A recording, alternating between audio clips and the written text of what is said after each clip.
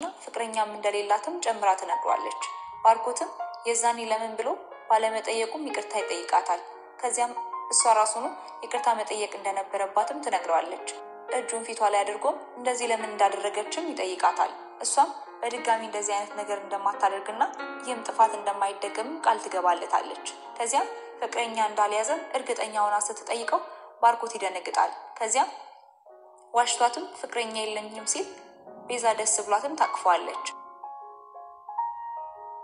በሌላኛው እይታ ደግሞ ኤላ ሳሎን ጋር ደም ብሎ እያለ ሊዱ ትመጣለች። ከዚያም ለምለም ስትመጣ ውሃ አምጪልኝ ትላታለች። በዚህ ሰዓት ኤላ ሊያመጣ ሲነሳ ለምለም እኔ አመጣለሁ ብላ ትወጣለች። ከዚያም ሊዱ ኤላን ትጠራውና ለምለም ከመጣች በኋላ ጥሩ ጊዜ እያሳለፉ እንዳልሆነም ስትነግረው ኤላ እሱና ለምለም ጥሩ ጊዜ እንዳያሳልፉ እንቅፋት እየሆነች እንዳለም ይነግራታል።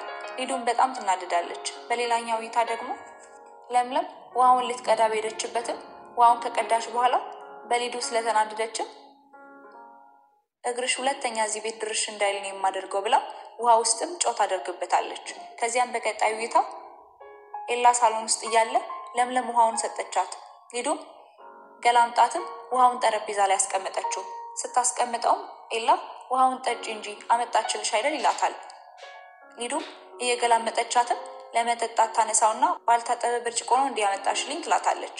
ከዚያም ለምለም ምንም ያልታጠበ ብርጭቆ የለም ጠጪው ስትላትም ሊዱ እየገላመጣቻትም ውሃውን እንደጠጣችም ተፋችው። ከዚያም የቀረውን ለምለም ላይ ደፋችባት። ኤላ ተነስቶ በጣም ተናደደና ልታስረዳው ስትሞክርም በጥፊ መታት። ከዚያም በድጋሚ ወደ ቤትና ወደ ለምለም እንዳትደርስም ማስጠነቅቃት።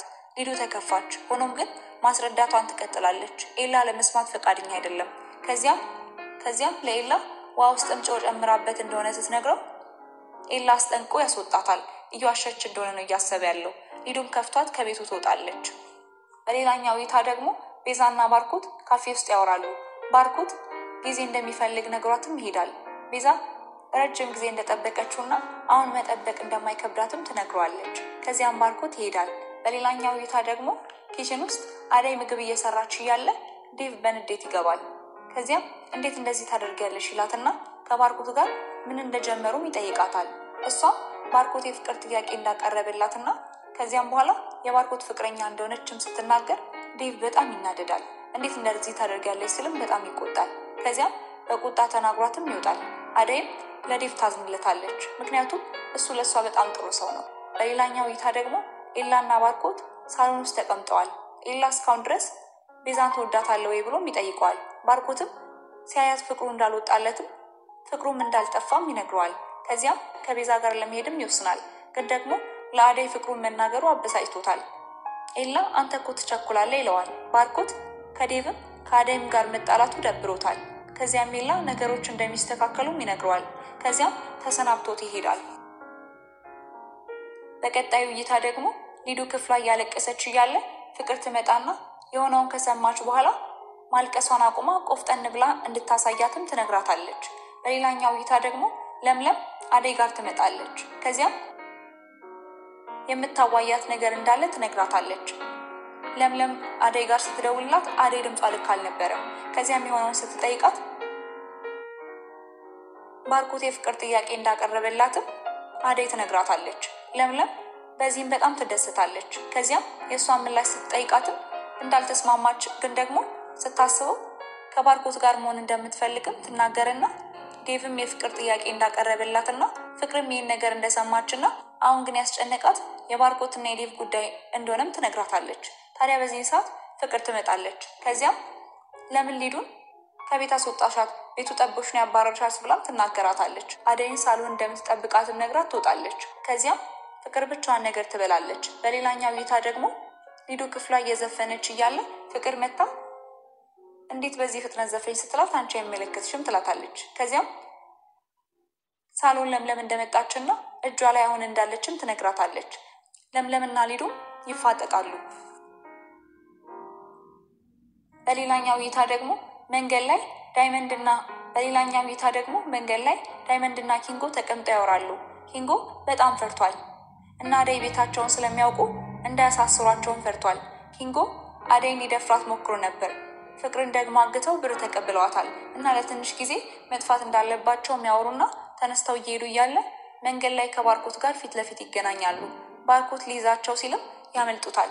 በሌላኛው እይታ ደግሞ ለምለምና አደይ ያወራሉ። በዚህም ሰዓት ለምለም በቃ ልሂድ ብላ ስትነሳ ፍቅርና ሊዱ ይገባሉ። ሊዱ እየተጠጋቻትም ቅድም የተፈጠረውን እያሰበችም ልታስፈራራት ትሞክራለች።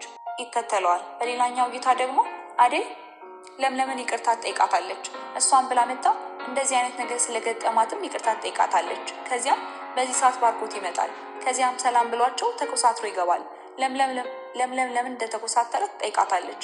አደይ እኔ እንጃ ብላ እንዴት እንደተስማማች እንደምትነግረው ስትጠይቃትም ለምለም እንድትፈጥን ትነግራታለች። ከዚያም ዴቭና ባርኮትም ይጣላሉ። ባርኮት አደይን እንደሚያፈቅራትም ያረጋግጥለታል። በዚህ ሰዓትም ሊዱና ፍቅር መጣው በሰሙት ነገር ተደናገጡ። ሊዱ አደይን ልትጎዳትም ሞከረች። ባርኮት ታይብሏትም ይወጣል። ፍቅርና ሊዱ አደይ ላይ አፈጠጡባት። አደይ ትታቸው ትወጣለች። ኤላ ልደቷን ለማክበር ኤላ የለምለምን ልደት ለማክበር መብራት አጥፍቶ ሻማ አብርቶ የተለያዩ ነገሮችን አዘጋጅቶ አስተካክሎ ይጠብቃታል። ለምለም ስትመጣም ትደሰታለች። ከዚያም ይተቃቀፋሉ። በሌላ በኩል ደግሞ ባርኮት ልብሱን ቦርሳ ውስጥ ይጨምራል። ፍቅር አይታ ምን እያደረክ ነው ስትልም ትጠይቀዋለች። ከዚያም አደይን ይዛት ልትጠፋ ነው ትለዋለች። ከዚያም እንዴት ሰራተኛ ታፈቅራለህ ብላም ትጠይቀዋለች። ከዚያም እናቱ ይህንን ነገር ብትሰማ የሚፈጠረውን ስትነግረው ባርኮት ይህን ነገር በፍጹም እናቱ እንዳትሰማም ዛሬ ነበረን ተወዳጁ አደይ ተከታታይ ድራማ ክፍል 38 ይህንን ይመስል ነበር። በቀጣይ ክፍል እስክንገናኝ ድረስ ቸር ቆዩልን።